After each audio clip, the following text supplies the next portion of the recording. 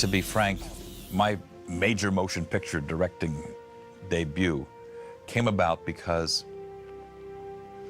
First Contact, I'm sure, was offered to A-list action directors. I mean, we would have loved to have McTiernan or Ridley Scott, and I think they were, you know, frankly not that excited about doing Star Trek 8. Action. The date, data, I need the exact date. April 4th, 2063. At one point, I had to talk to someone who might have been involved in this project. Very talented individual, but they didn't know Star Trek. Jonathan has been directing episodes of Star Trek The Next Generation and subsequently Voyager and Deep Space Nine since the second season, so it's been over 8 years. You cannot begin from a state of absolute ignorance to try to familiarize someone with what Star Trek is. It just won't work. Thanks to Rick Berman and to Patrick, who I think had a certain influence on who was going to direct the film. I mean, we all threw our hats into the ring, obviously. So it was really a gift. One more time. Door stays open while Alfred's in the doorway. Thank you. He was very hungry for this. He wanted it, and we knew he could do it, and we also knew that he would put in that extra mile that is needed to make the transition. This is a job that entails over a year of work, and sometimes you're working 80 hours a week. And I knew that he was committed to do that, and I knew his talents, and I also knew the fact that he was going to be one of the stars of the episode, and that he was going to be working with people who were very dear friends of his in terms of the other cast members, would only make things better in this case. I think that's a print on that one, Jerry. I really worked well with Rick. We have very similar taste in actors and in storytelling. That didn't hurt. And also, you know, my relationship with Patrick is strong, and I know that a movie is only going to work because he's the star of the movies. Western Hemisphere. If the director and the lead have some sort of simpatico. Action. One thing that no one else could have brought, which is the longest experience of being an actor directing his own fellow actors. So having Jonathan there has meant that we've had a knowledgeable, knowing individual who has Star Trek right down to his fingertips. But on top of that, a man with extraordinary energy, good humor, niceness, frankness, and talent for directing actors, which is quite extraordinary. Fortunately, I had done a number of episodes that I had acted in prior to this, so it wasn't as unnerving as it might have been. Action. Cameron. I will say that the days that I had to work both as an actor and a director were a little more complicated and a little more all-consuming. And I had the good eyes of some of my co-workers to depend on if I was on camera. We don't have time for this. Boom. Cut. Jonathan is like, he's the cruise director, you know? Let's go again, quick. He's the viceroy in charge of fun. And so that helps a lot. And the way Jonathan directs is to really make that atmosphere on this set a comfortable one for everyone.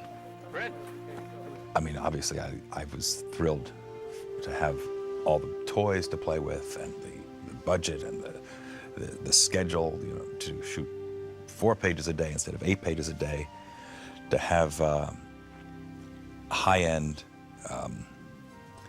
stunts and lots of extras and new sets, and we had the Borg. I am the Borg. Greetings. I am curious. Do you control the Borg Collective? You imply a disparity where none exists. I am the collective. Jonathan is quite wonderful. From a whole host of sort of perspectives. One, he has a kind of joy in the process that is so infectious. His sheer enjoyment of of what he was doing was glorious to behold and just wonderful to be around. And also, coming as he does from an actor's place, he was very, very helpful to me as a director. He has a wonderful understanding of rhythm and of how to talk to an actor. And then we had Alice Krieg, who somehow, in her vicious, heinous behavior, still managed to be alluring and sexy. And people were very disturbed, I think, by how attracted they were to the Borg Queen. And that's a great credit to her. And one of the great visual effects that I've ever been involved with was the separation of the Borg Queen from her body, where her spinal cord comes out of her and rises up. And and it worked not only because John Knoll and ILM and all the artists that worked on it are brilliant, but because Alice sold it. So a good actor makes a visual effect work better than it would if it's just an incredible technical feat. If an actor adds whatever it is that actors bring to the table, that's when magic happens. You son of a bitch. This really isn't the time. Okay, I don't know jack about the 24th century, but everybody out there thinks that staying here and fighting the Borg is suicide. They're just afraid to come in here and say it. The crew is accustomed to following my orders. They're probably accustomed to your orders making sense. None of them understand the Borg as I do. No one does. He's one of the best directors I've ever worked with. And me and Jonathan are like hanging buddies from way back when we were young and drinking buddies. So in a way, I feel this very motherly thing like, my God, look at you. I mean, and I've worked with like really good, big boys and girls. And Jonathan is right up there. It makes me feel like, whoa, I guess we're finally grown. Action! Alfre Woodard, my godmother, who was You want to help me get me out of here? never better than she was in that role. And as exciting as blowing things up was, and separating the Borg Queen from her body and other things, that walking on the outside of the spaceship, what sits in my mind as one of my favorite memories as a director was sitting under the camera with my legs crossed and looking up and watching Patrick and Alfre duke it out in the observation lounge in that wonderful scene that ends with the glass breaking. It was 2 days of heaven with two seriously heavyweight actors just duking it out in the best sense of the word. I'm sorry. I didn't mean to interrupt your little quest. Captain Ahab has to go hunt his whale. This is not about revenge. Liar! This is about saving the future of humanity. Jean-Luc, blow up the damn ship! No! No! He knows what he's doing. He knows cinematically what he's doing. He respects his crew. They would do anything for him. He doesn't demonstrate and act out. He has a lot of fun, and he can tell an actor exactly what they need to hear to help them do what they can do. So I just, I've had a really, really great time. Deanna! Deanna! Well, no, don't turn off the... Who is this jerk? It's hard and it's great. It's hard because, you know, he's like a best friend. And so you're kind of busting a gut, really, you know. Yeah, 5 o'clock again, you know. But because it's Jonathan, you know, you just kind of bite the bullet and you know, and come in. He's fabulous. He's a rare director in as much as he's an actor's director. He has great ideas. I mean, like I said, you know, considering we've been doing this for 7 years, he can come up with new stuff. And he's got the kind of personality that everyone likes him. I don't know if you noticed out there. The crew love him, we love him. So there's this really great feeling that everyone is trying their hardest to make this the best product that we can. That's an ideal situation, as far as I'm concerned, in movie making. Jonathan is really, he's relaxed and full of a lot of fun, and he really enjoys doing this. It's a wonderful crew. You know, they know the parameters, what they're working with, and what to go for, and how to tell the story that they have to tell. They feel comfortable with each other. They know their characters, and I must say, it's a wonderful story. To the Phoenix. May she rest in peace.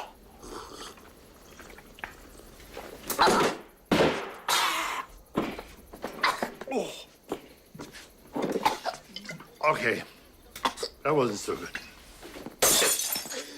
One of Marina's finest hours, I think. I was a fly in the wall. Now this, dear. Deanna!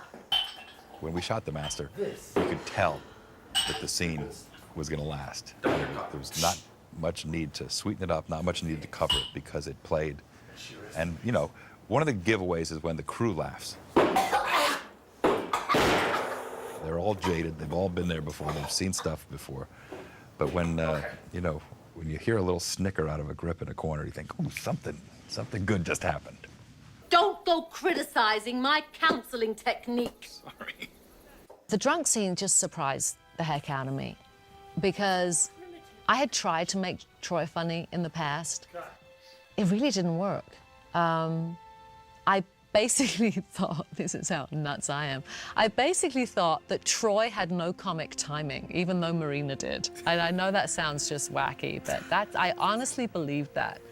And so over the years, you know, I would try to do something, and Jonathan would say, Marina, don't do that, it's not funny. So I stopped trying to be funny. And I asked Rick Berman, why is Troy, you know, the one? And true to Rick, he said, well, there's a line in the scene that says, you know, I've been trying to keep his hands off me for the last 20 minutes. Yeah, if the boys had said that, it'd be a whole different movie. Action and shake.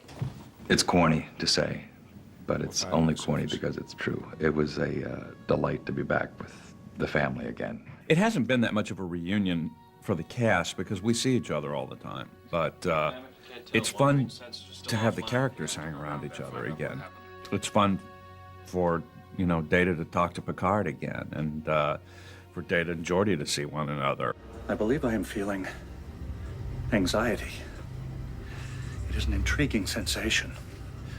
A most distracting. Data, I'm sure it's a fascinating experience, but perhaps you should deactivate your emotion chip for now. Good idea, sir.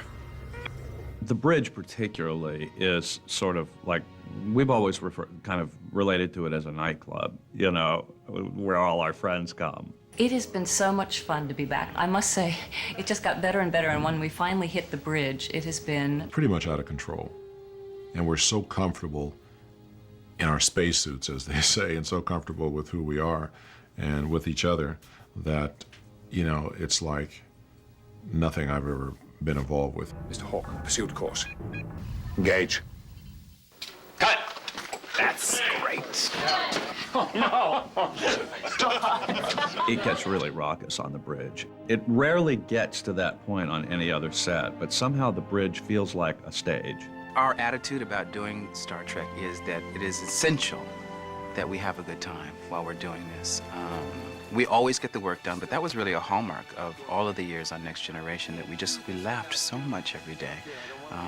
And there was no reason to change that policy. We do have a great time. I think we have a great time to the point of sometimes the crew are like, when are these guys going to stop messing around and maybe we could get home half an hour earlier, you know? You know, the view screen's in front of us, but for those who aren't, you know, on our set, they don't see that it's just a big open space with an audience out there looking at us. So I think our performance genes go into gear, you know, and we just start rolling. And the bridge is always the most fun place for us to work. I think what you see on the screen is my friendship, Marina's friendship with Brent.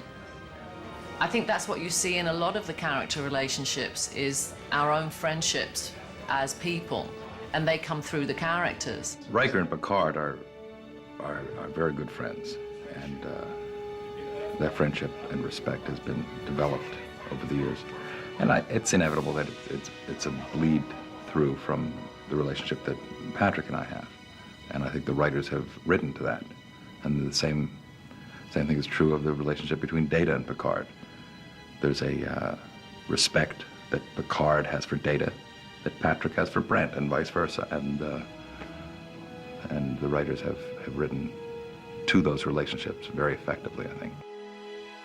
It's easy to know who you are because you're walking into something that's established. It's not like everybody trying to find out who each of them is at the same time. I can't tell you. It was, yes, I wouldn't let Marty hear me say this, but, you know, it's the kind of thing you do for free. People have a real special place in their hearts for Star Trek. I think for its idealism and for the hope that it speaks of, the hopefulness that it holds for us and for our future. People, I think, feel like they have been enhanced by Star Trek and have a vested interest in seeing that go on, seeing that continue. I really think it is committed to Roddenberry's ideas of equality and diversity and seeking the truth and seeking the good and a wonderful sense of adventure. Engage! Good storytelling is the basis of all drama, whether it's film or theater or radio. And Gene was passionate about telling interesting stories, keeping people in their seat, wanting to know what will happen next. Is that Earth? That's it. It's so small. It's about to get a whole lot bigger.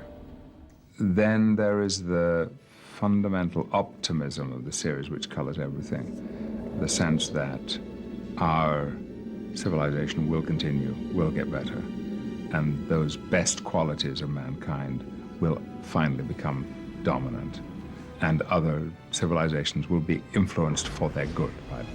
My God. They're really from another world. And they're going to want to meet the man that flew that warp ship. It puts out, without being sententious or propagandist, it puts out a strong affirmative message about humankind.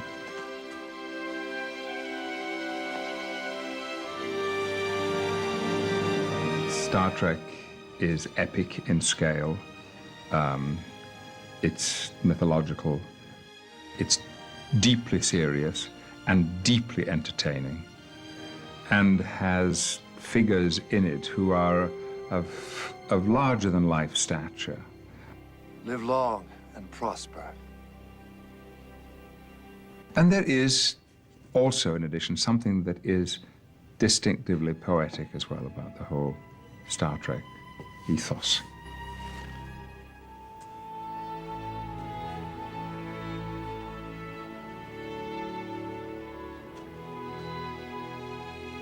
Thanks.